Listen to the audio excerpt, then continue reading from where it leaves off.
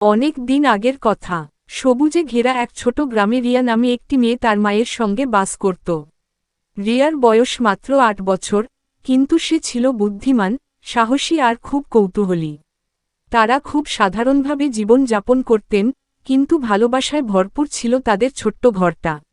গ্রামের চারপাশে ছিল ঘন বন। সে বনে ছিল একটি ভয়ঙ্কর কাহিনী, জাদুর বাঘের গল্প।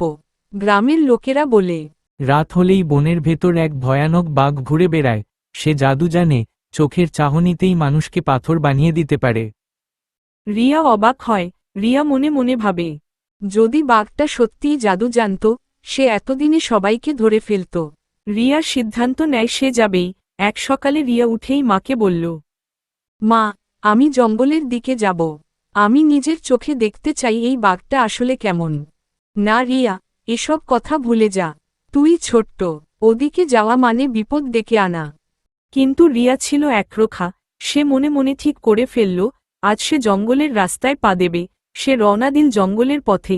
জঙ্গলটা ছিল নীরব, পাখির ডাক, বাতাসে পাতার মর্মর শব্দ আর মাঝে মাঝে দূরে কোনো পশুর ডাক।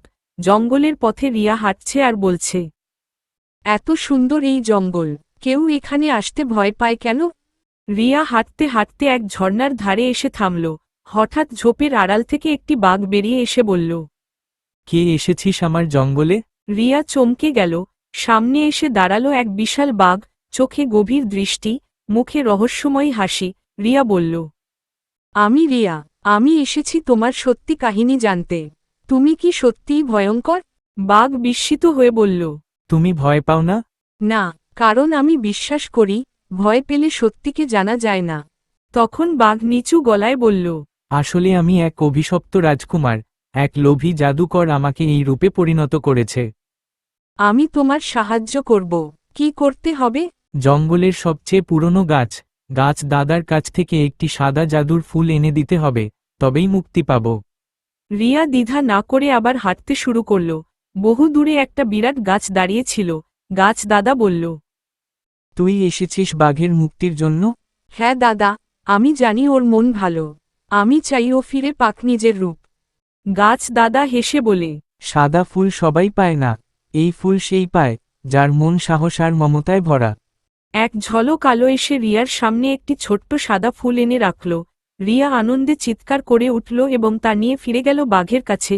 রিয়া ফুলটি বাঘের সামনে ধরতেই এক রহস্যময়ী হঠাৎ বাঘের গর্জন থেমে গেল। চোখের পলকে বাঘ রূপ নিল এক সুদর্শন রাজকুমারে। রাজকুমার বলল, তুমি আমায় মুক্ত করলে, রিয়া, এই ঋণ কখনো শোধ করতে পারব না। আমি শুধু বিশ্বাস করেছি সত্যের উপর। তুমি এখন নিজের রাজ্যে ফিরে যাও, আর দয়া করো সবাইকে।